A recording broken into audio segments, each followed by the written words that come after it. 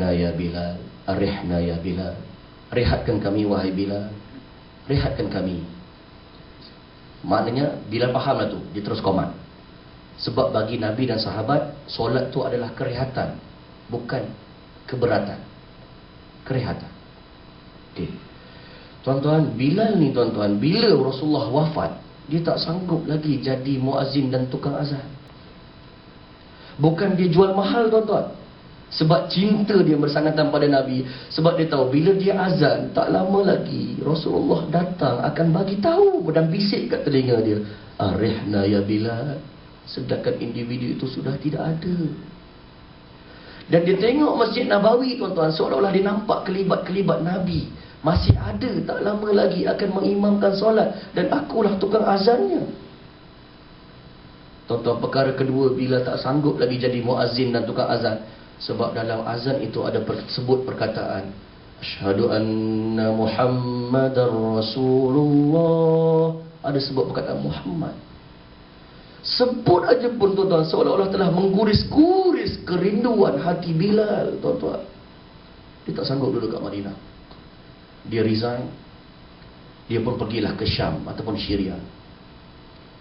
Tuan-tuan, bila dia pergi ke Syria tuan-tuan, orang Madinah kehilangan suara yang cukup signifikan bagi orang Madinah, iaitu suara Bilal.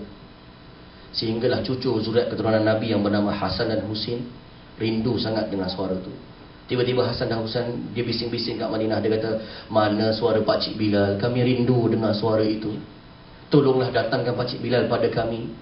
Kami rindu dengar suara itu. Sebab selepas berkumandang suara itu, atuk kami akan datang mengimamkan solat. Kami rindu dengar suara itu. Nostalgia lama menggamit kembali. Tolong carikan pakcik Bilal. Hasan dan Husin kata. Adalah wakil yang tuntut Bilal ke Syria ataupun ke Syam. Dan akhirnya tuan-tuan, wakil ini kata kepada Bilal, Bilal, tolonglah balik ke Madinah. Dapat azan sekali pun jadilah. Orang-orang Madinah dah rindu sangat dengan suara itu. Dah rindu sangat dengan nostalgia Rasulullah. Walaupun Rasulullah telah meninggalkan kita beberapa tahun. Tolonglah Bilal. Bilal tak nak tuan-tuan.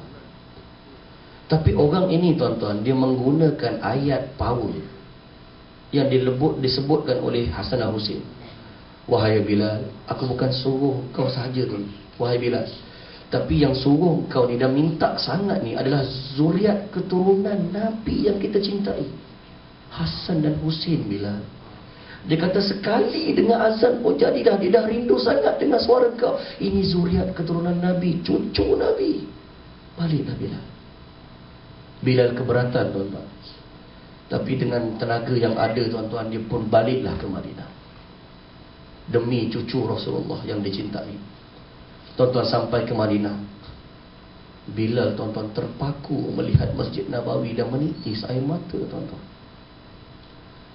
Terbayang terus nostalgia Rasulullah berjalan di Masjid Nabawi. Dan akan membisikkan perkataan itu kepada Bilal tidak lama lagi. Bilal sanggup dan tidak sanggup, seolah-olah nak pulang ke Syria ataupun Syam.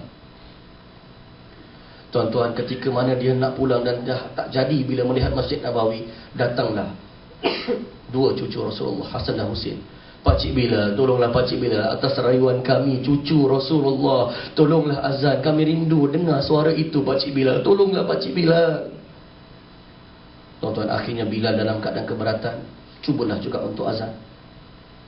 Allahu Akbar, Allahu Akbar. Satu Madinah tuan-tuan terpaku dan beku mendengar suara itu tuan-tuan. Ada di kalangan mereka yang menangis. Dan ada di kalangan mereka yang seluruhnya tuan-tuan sudah terbayang Rasulullah sikit lagi akan datang mengimamkan solat kepada kami. Semua segar dalam ingatan. Tuan-tuan, cinta apakah ini? Allahu Akbar, Allahu Akbar. Orang Madinah tidak lagi confused, melainkan inilah suara Bilal. Mereka terus pergi ke Masjid Nabawi tuan-tuan. Bila sampai ke Masjid Nabawi, azan diteruskan. Asyhadu an la ilaha illallah. Semua menangis tuan-tuan, terbayangkan Nabi yang akan datang sedangkan Nabi sudah wafat. Sehinggalah perkataan yang seterusnya. Asyhadu anna Muhammadar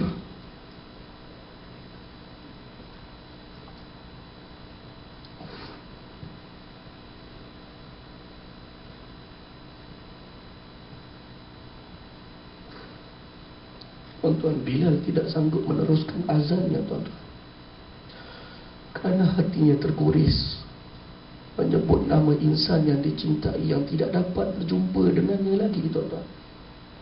Cinta apakah ini, tuan-tuan? Tuan-tuan, betulkah kita cinta pada Nabi, tuan-tuan? Azan tidak dapat diteruskan, dan Bilal meratapi seorang insan yang telah meninggalkannya, tetapi cintanya masih lagi segar dan mekar sehingga saat ini. Tuan-tuan, betulkah kita cinta pada Nabi? Teko hanya mengeluarkan isi teko. Tuan-tuan, aura cinta itu terus mengetuk pintu-pintu rumah kita sehingga 2014. Bahkan, tuan-tuan, ada orang di zaman kita yang membalas cinta itu dengan cinta yang luar biasa.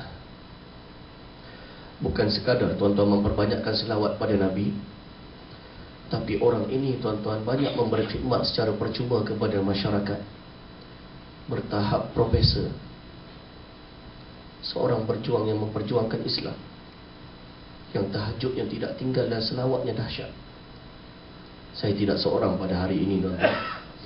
Saya datangkan, tuan-tuan, seorang yang cintakan Nabi, berkongsi pengalaman yang bermimpi jumpa Nabi, yaitu Datuk Harundin, tuan-tuan.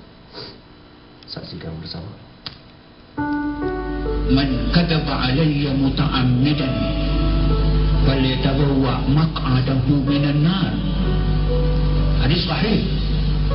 Sesiapa yang berbohong, Nabi tidak kata, dia kata Nabi kata, berbohong tentang hadis Nabi sahaja, orang itu menempah tempat dalam neraka. Mimpi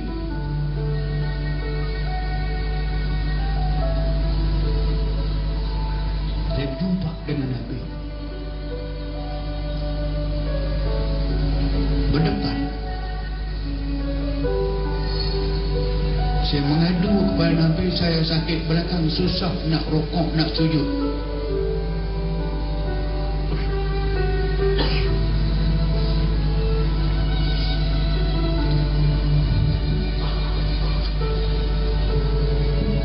Nabi datang memeluk saya.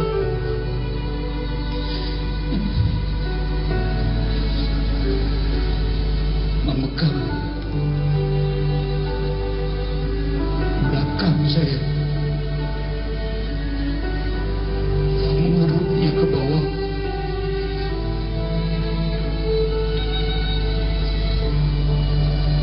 Macam Nabi sebut kepada saya, macam itu yang saya rasa. Syafakallah, Allah sembuh penyakit belakang kamu. Saya menangis ketika itu sampai terbawa dalam mimpi saya. Tak jaga saya. Saya jaga. Memang saya menangis.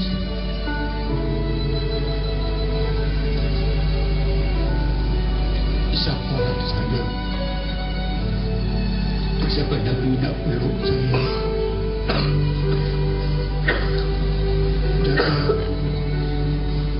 Sakit belakang saya telah sembuh sampai hari ini, dan tak pernah kena sakit belakang. Tuan-tuan, itu sebahagian ceritanya yang kita boleh petik kat YouTube. Seorang profesor mencintakan Nabi, banyak berkhidmat pada masyarakat, mengubat orang tanpa sebarang bayaran, juang dengan